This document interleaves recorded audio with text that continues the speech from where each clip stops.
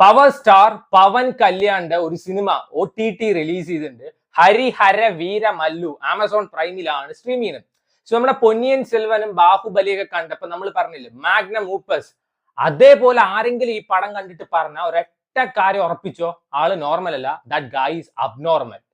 So ഇതിന്റെ creators കുറെ കഷ്ടപ്പെട്ടിട്ടുണ്ട്. അത് ഇത് കാണുമ്പോൾ തന്നെ നമുക്ക് മനസ്സിലാവും. ഈ സിനിമയുടെ ഫസ്റ്റ് ഹാഫ് പറയുമ്പോൾ ബാഹുബലി ഉണ്ട്, കായംകുളം കൊച്ചുണ്ണി ഉണ്ട്, സലാർ ഉണ്ട്, റോബിൻ ഹുഡ് ഉണ്ട്, സൂപ്പർമാൻ ഉണ്ട്. അപ്പൊ അതിനർത്ഥം സെക്കൻഡ് ഹാഫ് കിടുവാണ് എന്നല്ല. സെക്കൻഡ് ഹാഫ് ഫുള്ള് പുലി പുലി പുലി പുലി അതന്നെയാണ് എടുത്തു വെച്ചിരിക്കുന്നത്. And Pawan Kalyan, man this guy. So ഇങ്ങനെ ഈ നൂറ്റാണ്ടിലൊന്നും അല്ല ജീവിക്കുന്നത്. അത് പ്രൂവ് ചെയ്യാനുള്ള രണ്ട് എക്സാമ്പിൾ ഉണ്ട്. ഒന്ന് വന്നിട്ട് ഇങ്ങനെ പുലിയെ പേടിപ്പിക്കും, മനുഷ്യനെ അല്ല പുലിയെ പേടിപ്പിക്കും. സോ പുലിയുടെ അടുത്ത് പോയിട്ട് ലാബറട്ടോറിന്റെ അടുത്ത് പറയാൻ പറ്റില്ല, സിറ്റ് ഡൗൺ സ്റ്റേ സ്ലീപ്പ് അങ്ങനത്തെ സാധനമൊക്കെ. ഇങ്ങനെ കണ്ണ് പറയുമ്പോൾ ഭയങ്കര തീക്കഷ്ണമുള്ള കണ്ണുകളാണല്ലോ. പുലി പേടിച്ച് മൂത്രമൊഴിക്കുക. അതേപോലെ തന്നെ പിന്നെ വേറെ ഒരു കൂട്ടം ചെന്നായ്ക്കളെ ട്രെയിൻ ചെയ്യിപ്പിക്കുന്ന ഒരു സാധനമുണ്ട്. അവിടുന്ന് ഹരിഹര വീര മല്ലു എന്നുള്ള ടൈറ്റിൽ മാറിയിട്ട് അനിമൽ ട്രെയിനർ പെൻഷനർ മല്ലു ആ ടൈറ്റിലോട്ട് മാറുകയാണ്.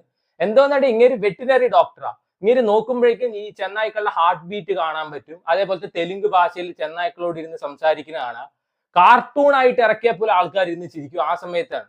ആൻഡ് ഇങ്ങേര് വന്നിട്ട് സൂപ്പർമാൻ ആണ് ഇതില്. പവൻ കല്യാണിന്റെ സിനിമയിൽ മനസ്സിലാക്കേണ്ട ഒരു കാര്യം, എത്ര റിയലിസ്റ്റിക് ആയിട്ടുള്ള ഒരു പടം റീമേക്ക് ചെയ്താലും അങ്ങേർക്ക് ഒരു സൂപ്പർ ഹീറോ പരിവേഷമായിരിക്കും.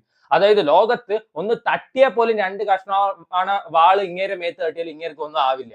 ഇങ്ങേര് ഫുൾ എയറിൽ കിടന്ന കളിയാണ്. അതായത് ഹോളിവുഡിന് സൂപ്പർമാൻ ഉള്ള പോലെ തന്നെ വി ഹാവ് പവൻ കല്യാൺ ഗാരു എന്ന് വേണമെങ്കിൽ പറയാം. ഖത്തർ എയർവേസിന്റെ ഫ്ലൈറ്റ് പോലെ ഇത്രയും നന്നായിട്ട് ടേക്ക് ഓഫ് ചെയ്യും അതേപോലെ തന്നെ ലാൻഡ് ചെയ്യും തോന്നുന്നില്ല. അങ്ങേരെ പറയാണ് ഇങ്ങേരെ ഫൈറ്റും കാര്യങ്ങളൊക്കെ. പറക്കുന്നു, താഴത്തോട്ട് വരുന്നു. ആൻഡ് ഇതിന്റെ ആക്ഷൻ കോറിയോഗ്രാഫി ചെയ്തിരിക്കുന്നത് ഇങ്ങേര് തന്നെയാണ്. സ്റ്റണ്ടൊക്കെ കണ്ട ചിരിച്ചും മരിക്കും. ഒരു ഗടാഗടിയൻ മല്ലന്മാരായിട്ടുള്ള 15 പേരെ ഇങ്ങനെ സിമ്പിൾ ആയിട്ട് പോയി ഇടിച്ചിട്ടുണ്ട്. പിന്നെ ഒരു 1 vs 300 ഫൈറ്റ് ഒക്കെ ഉണ്ട്. ആൻഡ് അങ്ങേരെ ഏറ്റവും സഹിക്കാൻ വയ്യാത്ത കാര്യം ഇങ്ങേരെ റൊമാൻസ് ആണ് നിധി അഗർവാൾ ആയിട്ട്. കണ്ടു കഴിഞ്ഞാൽ തൊലി ഉരിഞ്ഞു. അജാതി സാധനം. ഇങ്ങനെ ഈ നാണം വന്നിട്ട് ചില സാധനങ്ങളൊക്കെ കാണിക്കുന്നത് നമുക്ക് തോന്നുക. ആൻഡ് നിധി അഗർവാൾ അടുത്തൊരു മേക്കപ്പ് ഇട്ട ബൊമ്മ ഒന്നുമില്ല. സോ ഇതിൽ കായംകുളം കൊച്ചുണ്ണിയുടെ ഒരു സീൻ എനിക്ക് നിധി അഗർവാളിന്റെ ക്യാരക്ടർ കണ്ടപ്പോൾ എനിക്ക് കായംകുളം കൊച്ചുണ്ണിയിൽ പ്രിയ ആനന്ദിന്റെ ക്യാരക്ടർ പോലെയാണ് തോന്നിയത്. ഒന്നുമില്ല, ചുമ്മാ ഇരുന്ന് കാണാം. ഇതിൽ പറയുന്നത് എന്താണെന്ന് വെച്ചാൽ ഹരിഹര വീരമല്ലു എന്താണ് ഫസ്റ്റ് പാർട്ട് അല്ലെങ്കിൽ part 1 spirit versus sword, sword versus spirit. ഞാൻ ഈ സ്പിരിറ്റ് എന്നൊക്കെ വിചാരിച്ചപ്പോൾ ഇതെന്താ ഹൊറർ പടമായിട്ട് ഇരുന്ന് കണ്ടതാണ്.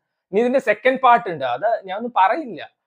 ഒരു വകയ്ക്ക് കൊള്ളാത്തൊരു പടം. യൂഷ്വലി എന്ത് അലവലാതി പടമാണെങ്കിലും ഏതെങ്കിലും ഒരു ഭാഗം കൊള്ളാതെ തോന്നുമല്ലോ. ഇതില് മ്യൂസിക് വർക്ക് അത്യാവശ്യം കൊള്ളാം, പക്ഷെ അത് ഒരു സീനിനെ എലവേറ്റ് ചെയ്യില്ല. ഇതിൽ ഏറ്റവും എടുത്തു പറയേണ്ടത് ഇങ്ങേരുടെ ഒരു ട്രാൻസ്ഫോർമേഷൻ ആണ്. ഇന്ന് രാവിലെ അങ്ങേരെ കണ്ടു കഴിഞ്ഞാൽ കട്ടി മീശയും അതേപോലത്തെ ക്ലീൻ താടിയൊക്കെ ഷേവ് ചെയ്തിട്ടായിരിക്കും. നാളെ രാവിലെ നോക്കുമ്പോഴേക്കും കട്ടത്താടി വന്നിട്ടുണ്ടാവും. പിറ്റേ ദിവസം നോക്കുമ്പോഴേക്കും വീണ്ടും ഷേവ് ചെയ്തിട്ടുണ്ടാവും. അതിന്റെ പിറ്റേ ദിവസം വീണ്ടും കട്ടത്താടി വന്നിട്ടുണ്ടാവും. ഏത് ബ്രാൻഡിന്റെ കരടി നെയ്യാണ് അങ്ങേര് എടുത്ത് വാരി പൂശുന്നതെന്ന് മനസ്സിലാവുന്നില്ല. ഒരു കണ്ടിന്യൂവേഷൻ ഇല്ല. ഒരു സീനും മറ്റൊരു സീനും തമ്മിൽ ഒരു കണ്ടിന്യൂറ്റി പറയുന്ന സാധനം ഇല്ല. പിന്നെ എടുത്തു പറയേണ്ടത് നമ്മുടെ വില്ലൻ ബോബി ഡിയോൾ ആണ്. 2 മിനിറ്റിൽ വന്നു പോണ വില്ലനാണ്. ദേ പോയി ദാ വന്നു എന്ന് വേണമെങ്കിൽ പറയാം. ഔറംഗസീബാണ് അങ്ങേര് വന്നിട്ട്. ഈ ബോബി ഡിയോളിന്റെ അവസ്ഥ ആരുടെ അവസ്ഥയായിരിക്കും? സഞ്ജയ് ദത്ത് അതേപോലെ ജാക്കി ഷറോഫ് ഒക്കെ ഇല്ല, ഇവരുടെ അവസ്ഥയാണ് ഇനി അടുത്ത് ബോബി ഡിയോളിന്. സഞ്ജയ് ദത്തിന്റെ കാര്യം എടുത്തു നോക്കിയാൽ മതി. KGF 2 കട്ടാഗഡ്യൻ കൊടൂരം വില്ലൻ ആയിരുന്നു അങ്ങേര്.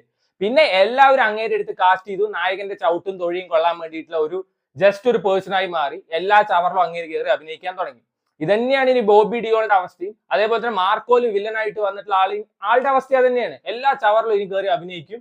എല്ലാവരും അങ്ങേരെ കാസ്റ്റ് ചെയ്യിപ്പിക്കും. ഹീറോന്റെ 4 തൊഴിയും ചവിട്ടും അവസാനം ഒരു കോമഡി പീസാവും. ബോബി ഡിയോളിന്റെ അവസ്ഥ അതന്നെയാണ്. ഇനിയിപ്പോ ജനനായകനിലും അതന്നെ ആയിരിക്കും. നോക്കിക്കോ, 2 മിനിറ്റ് ആണ് ബോബി ഡിയോൾ വരുന്നത്. ആൻഡ് ബോബി ഡിയോൾ പറയുന്ന ഡയലോഗ് തെക്കോട്ടാണെന്ന് വെച്ചാൽ ലിപ്സിങ്ക് വടക്കോട്ടാണ്. ഇത് മലയാളം തമിഴ് എല്ലാ ഭാഷയിലും അവൈലബിൾ ആണ്. ഞാൻ തെലുങ്കൻ ഇരുന്ന് കണ്ടു. ഇവൻ ഹിന്ദി ഭാഷയിൽ വരെ അവൈലബിൾ ആണ്. ഞാൻ തെലുങ്കൻ ഇരുന്ന് കണ്ടു. സോ എനിക്ക് പവൻ കല്യാണിന്റെ വോയിസിൽ പടം കാണണം പറഞ്ഞിട്ട് അങ്ങേര് ഇത് എന്തോന്ന്.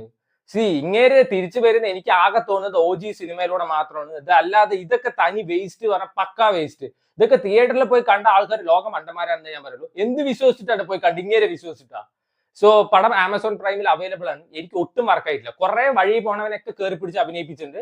ബാഹുബലിയുടെ ചില സീൻസ് അതേപോലെ തന്നെ റീക്രിയേറ്റ് ചെയ്യാൻ വേണ്ടി നോക്കിയിട്ടുണ്ട്. അവർക്ക് സ്വന്തമായിട്ട് ഒന്നും ഇല്ലെങ്കിൽ എടുക്കാതിരുന്നൂടെ. So try it out.